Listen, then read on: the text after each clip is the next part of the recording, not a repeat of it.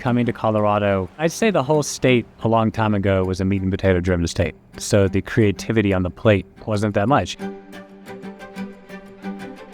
Now we're getting much more creativity that's come into the state. We're seeing more cooks who've gone through proper culinary training. More and more restaurants are wanting to get that fresh product. So it's a really exciting thing to see.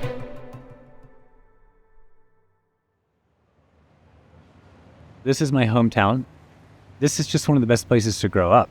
It's a very safe place to be, so parents would just let us go, do our thing. But it's also a tourist town, and it's a hospitality town, so I dove into restaurants really quick. A typical day for me is waking up early, going foraging, getting out in the woods for a couple of hours, and I'm usually in the restaurant by 8:30. You know, I get product from all over the world. I've gotten chanterelles from Bulgaria, chanterelles from Mississippi, chanterelles from Europe, chanterelles from Pacific Northwest. But something about the chanterelle here in Colorado and in the Rockies, it's the best chanterelle I've ever had in my entire life. It's always been a town where you kind of came in were a ski bum, but it's growing out of that. We're seeing so many restaurants who are breaking out of the box and out of the mold and doing stuff that is unique and different. I'm the chef owner of Bossk Restaurant. We've been here since 2016. I want people to feel it's a sense of time and place here. I've spent so much time in the woods. I spent so much time on the farms. I've spent so much time in the kitchen that I just want the customer to really feel like how we feel and get a taste of time and place of Aspen.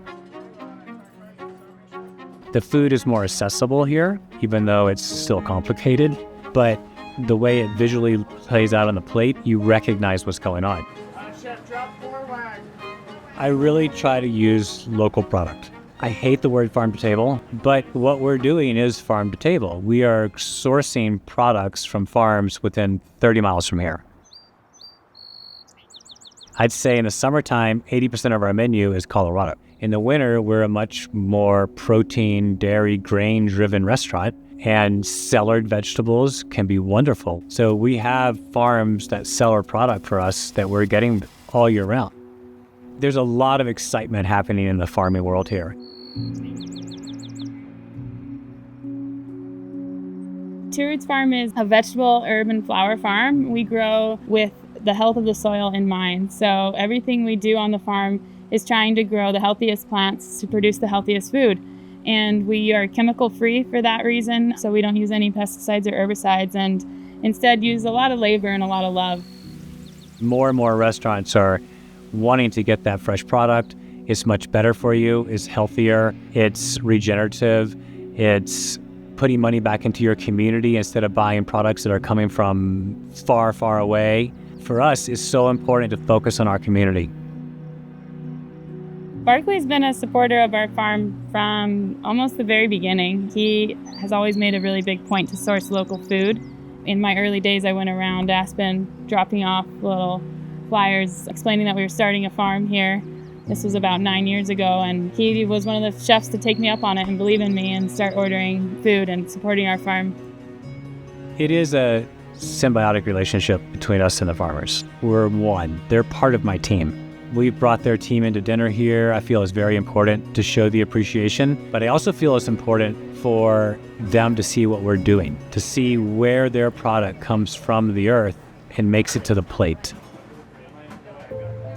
Locally, what I'm seeing happen here now is, Chef Connor over at the Hotel Jerome in the Prospect restaurant, he's new to the area, but I ate in his restaurant last spring and I was blown away. They're focusing on Colorado ingredients, which I was really impressed that they were able to pull off using solely Colorado ingredients, including their beverage list. If you don't think of this place as a culinary oasis, why would you come here to cook? I mean, it takes people who are willing to start that, and then people who in town have already been here doing that, like Chef Barclay. I was in the Army for 5 years. In the Army, I would love making spaghetti and meatballs. And so I'd make the meatballs from scratch and stuff like that. And I thought I was Mr. Chef. I had this hobby.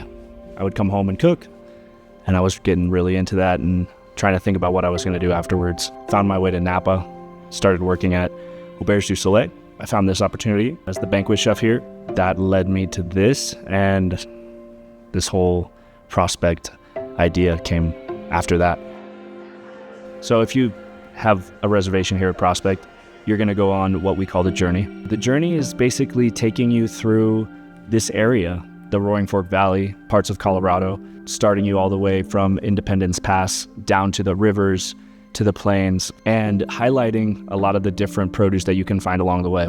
Everything from stuff you can forage on the mountaintop, what type of fish you're going to find in the river, highlighting our cattle farmers, our vintners. We throw in some historical elements there with the original potato that was grown in the valley, the red McClure potato. So there's some playfulness to it.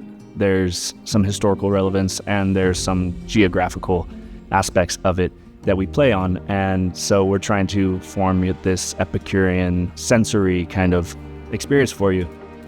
The plating is not too fussy, but it's fun.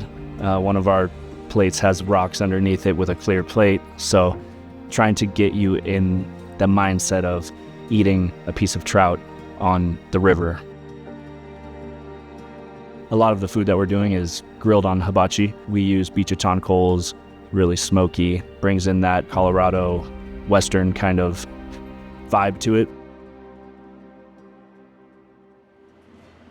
Cooking it day in and day out and getting the kitchen excited about it and getting the town excited about it and getting the people who come to visit us excited about it. It's been great. I just feel like this whole drive is going to bring more to the area and more restaurateurs who want to be a part of Colorado and Aspen and bring in their excellence.